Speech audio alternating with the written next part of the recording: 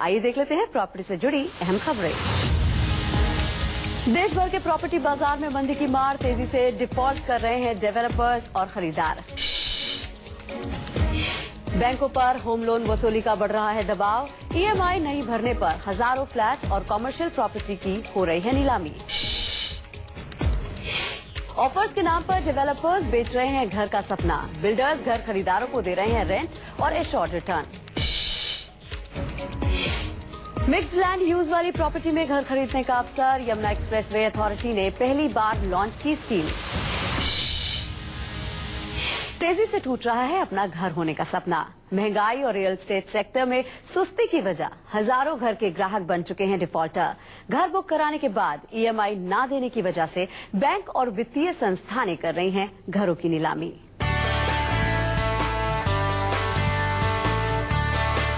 Property बाजार में छाई सुस्ती ने घर बुक करा चुके लोगों की नींदें उड़ा दी हैं। आय में बढ़ोतरी न होने और लगातार महंगी होती जा रही ईएमआई के चक्कर में तेजी से घर के खरीदार बन रहे हैं डिफॉल्टर। ऐसे में बैंक अपने लोन की उगाही के लिए घरों की ही कर रही है नीलामी। कि आज की डेट में जब हमारी इकोनॉमी एक फ्री इकोनॉमी की तरह काम कर रही है, जब भी इकोनॉमिक कंडीशन टाइट होती हैं, कुछ लोग अपनी जॉब्स लॉस हो जाता है जिनका, या जो जिस लेवल के वो कैपेबल है उससे कम लेवल पे वो काम कर रहे हैं, तो उससे उनके इनकम लेवल्स के ऊपर फर्क पड़ता है। और जब किसी की इनकम लेवल पे फर्क पड़ता है तो हो सकता है वो अपने ईएमआई टाइमली ना दे पा रहा हो, जिसकी वजह से डिफॉल्ट होते हैं। NPSSource.com के मुताबिक देश में फिलहाल 7700 करोड़ रुपए की कमर्शियल और रेसिडेंशियल प्रॉपर्टी की नीलामी होने वाली है, जिसमें 2200 यूनिट कमर्शियल सेक्टर से हैं, जबकि 11000 यूनिट रेसिडेंशियल सेक्टर से हैं। ये यूनिट्स बैंक और वित्तीय संस्थानों के नॉन परफॉर्मिंग एसेट्स यानी एनपीए में शुमार हो चुके हैं। महंगाई इतनी हो गई है कि कुछ आम आदमी उसमें ईएमआई नहीं दे पा रहा है, जिसकी वजह से वो डिफॉल्ट कर रहा है और वो अपनी इंस्टॉलमेंट पूरी तरह भर नहीं पा रहा है। फिर बिल्डर को भी बहाना मिल जाता है किस तरह मैं इसको पुराने रेट वाले बुकिंग को कैंसिल करके नए रेट पे लाऊं ताकि उसका प्रॉफिट बिल्डर के अकाउंट में आए। आरबीआई की फाइनेंशियल स्टेबिलिटी रिपोर्ट के मुताबिक सितंबर 2012 तक भारत के फाइनेंशियल सेक्टर में नॉन परफॉर्मिंग एसेट्स बढ़कर 4.6% यानी 2,29,000 करोड़ रुपए तक पहुंच जाएगा, जो कि सितंबर 2013 में 4.2% यानी करीब 1,67,000 करोड़ रुपए थी। साल 2012-2013 में रियल एस्टेट सेक्टर में फंडिंग 17.3% बढ़कर 9.33 लाख करोड़ रुपए तक पहुंच चुकी है। डिफॉल्टरों में बहुत कम एंड यूजर्स का नाम आता है। ज्यादातर निवेशक ही डिफॉल्टर बन रहे हैं, क्योंकि पिछले कई सालों में निवेशकों को फ्लैट बुक कराकर पैसे कमाने की आदत लग चुकी थी। लेकिन सुस्ती के इस दौर में अब निवेशकों को महंगे घर का खरीदार ढूंढने पर भी नहीं मिल पा रहा है और ऐसे निवेशक तेजी से डिफॉल्ट कर रहे हैं और उनके फ्लैट्स की नीलामी हो रही है। राजीव रंजन, दिल्ली, न्यूज़ 24। प्रॉपर्टी बाजार में किसी एक क्षेत्र या शहर में सुस्ती नहीं है, ये सुस्ती पूरे देश भर में फैली हुई है। फर्क सिर्फ इतना है कि कहीं ज्यादा मंदी है तो कहीं कम। ऐसे में डेवलपर्स तरह तरह के ऑफर्स के जरिए ग्राहकों को फंसाने में लगे हुए हैं।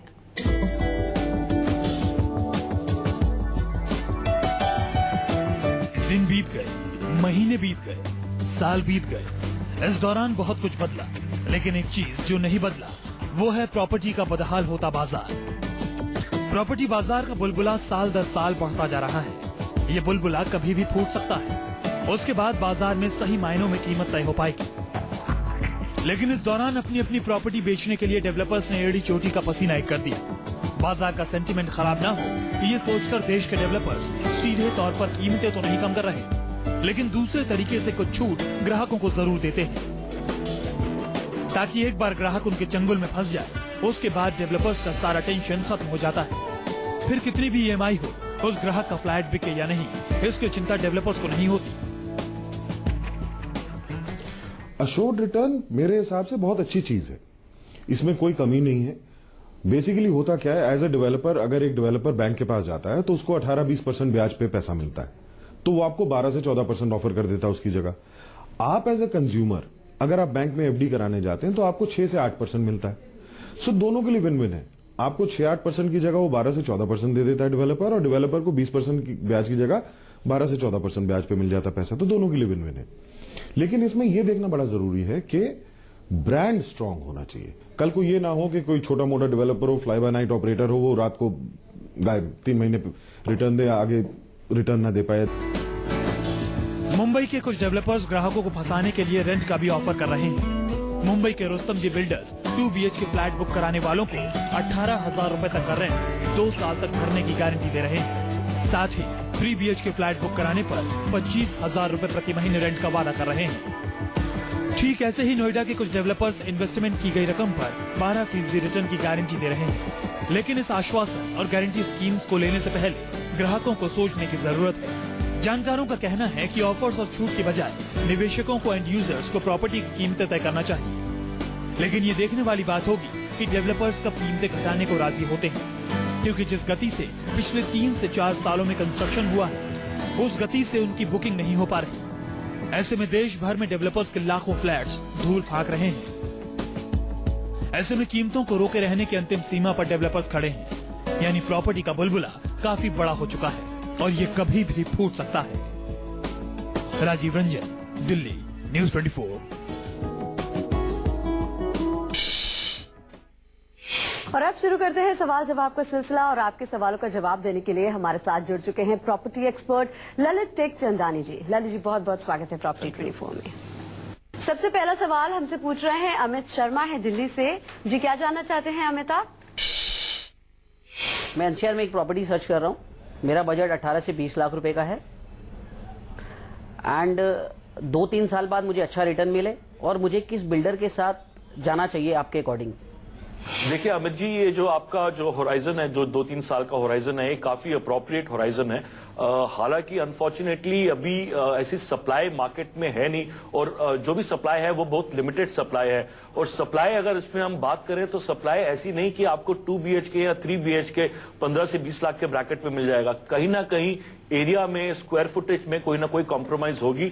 स्टूडियो अपार्टमेंट्स काफी मार्केट में अभी लॉन्च होने वाले हैं, तो ये ऑप्शंस हैं। और दूसरा जो आप बात कर रहे हैं कि एनसीआर में कहां पे आपको लेना चाहिए, तो आपके पास जो एरियाज बचते हैं, नोएडा एक्सटेंशन, गाजियाबाद, राजनगर एक्सटेंशन, क्योंकि यहीं पे आपको इस बजट की हाउसिंग मिल सकती है। अगर आप कहें कि गुड़गांव में आपको ऐसी हाउसिंग मिले तो वो पॉसिबल नहीं है, क्योंकि वहां पे लैंड रेट्स ही काफी हाई हैं।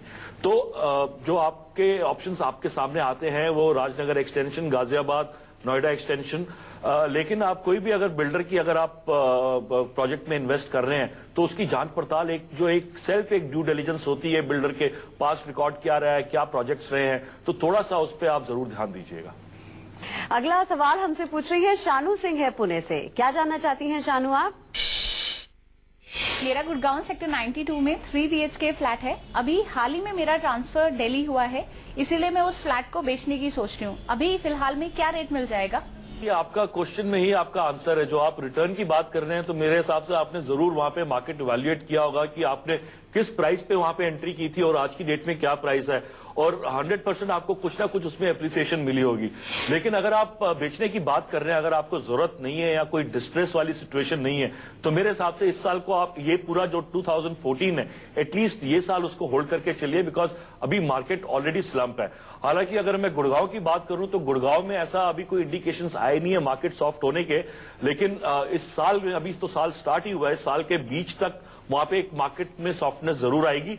आप ये साल जरूर इंतजार करिए, आपको नेक्स्ट ईयर आपको उससे भी जो आपको अप्रिसिएशन अभी मिली है उससे भी आपको अच्छी अप्रिसिएशन मिलने की उम्मीद है। उम्मीद करते हैं आपको अपने सवाल का जवाब मिल गया होगा। अगला सवाल हमसे पूछ रहे हैं आजाद चौधरी हैं जयपुर से। जी, क्या जानना चाहते हैं आजाद आप? अभी पुणे शिफ्ट हुआ हूँ, पुणे की प्रॉपर्टी में इन्वेस्टमेंट करना चाहता हूँ। बजट 45 लाख रुपए है, तो इस बजट में कौन सा बिल्डर और एरिया बेहतर रहेगा? एरिया की प्रायोरिटी एक इंडिविजुअल की प्रायोरिटी होती है कि आपको फैमिली देखनी है, आपको आसपास का इंफ्रास्ट्रक्चर देखना है, स्कूल, कॉलेजेस, हॉस्पिटल। तो एरिया पॉइंट ऑफ व्यू से ये आपकी एक पर्सनल कॉल रहेगी।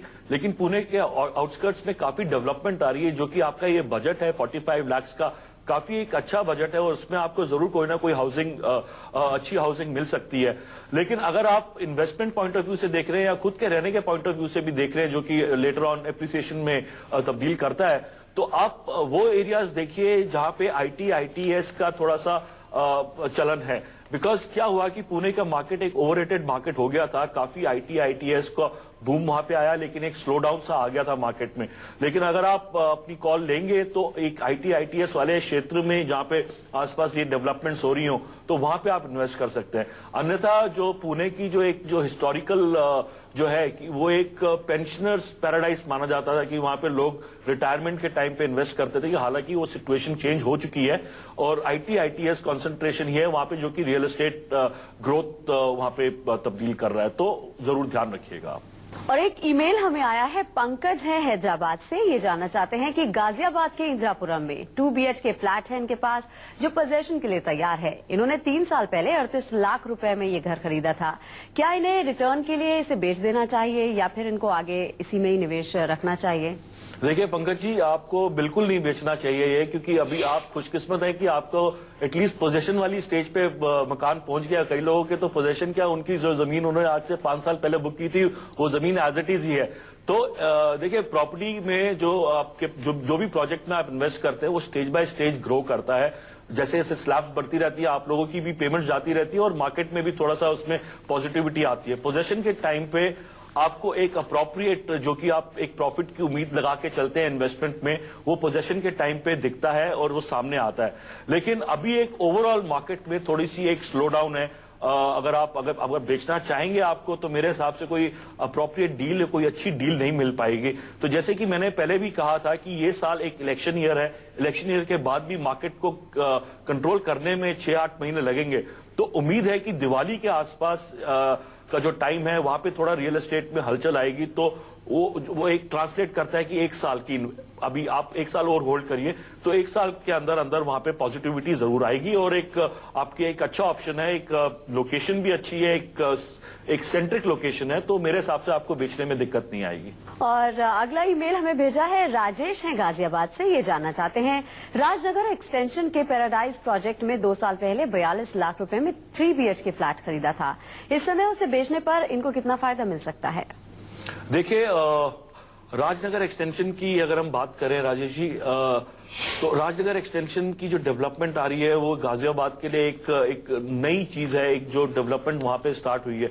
तो आप अगर अभी उसको बेचने की सोच रहे हैं तो मेरे हिसाब से मत सोचिए, बिकॉज वहां पे इंफ्रास्ट्रक्चर रिलेटेड प्रोजेक्ट्स जो हैं उनकी काफी अनाउंसमेंट्स होने वाली है। अभी हाल में ही बात चल रही है कि एक एलिवेटेड कॉरिडोर जो कि सिटी के साथ कनेक्ट करेगा उसको, जिसमें आपका ट्रैफिक टाइम और ये सब काफी रिड्यूस हो जाएगा। तो उसके अनाउंसमेंट होते ही या उसकी चीज आते ही मार्केट में एक हलचल आएगी। और इंफ्रास्ट्रक्चर की अगर मैं बात करता हूं तो देखिए हर प्रॉपर्टी में इंफ्रास्ट्रक्चर का काफी अहम रोल होता है। लोकेशन तो एक होती है लेकिन इंफ्रास्ट्रक्चर का 40% वेटेज होती है। और जैसे जैसे इंफ्रास्ट्रक्चर के प्रोजेक्ट्स अनाउंस होते रहते हैं प्रॉपर्टी में एप्रिसिएशन आता रहता है। आप खुद ही देख सकते हैं कि दिल्ली मेट्रो जैसे जैसे आती गई है लोगों की प्रॉपर्टी में कैसे उछाल आया है। तो आपके लिए भी यहाँ पे काफी इंफ्रास्ट्रक्चर रिलेटेड स्कीम्स हैं जो कि टाइम टू टाइम अनाउंस होंगी। और आपने अभी 2 साल पहले इन्वेस्ट किया है प्रॉपर्टी में, आप कभी भी 4 या 5 साल का होराइजन लेके चलेंगे तो कभी आप मार नहीं खाएंगे और आपको अच्छी एप्रिसिएशन मिलेगी। तो अगर आप होल्ड कर सकते हैं तो उसको जरूर आप होल्ड करके चलिए। अगर आप घर के पास ही अपना कारोबार भी शुरू करना चाहते हैं तो आपके लिए यमुना एक्सप्रेसवे अथॉरिटी का मिक्स्ड लैंड यूज बन सकता है एक बेहतरीन ऑप्शन। यमुना एक्सप्रेसवे अथॉरिटी ने पहली बार इस तरह की स्कीम लॉन्च की है।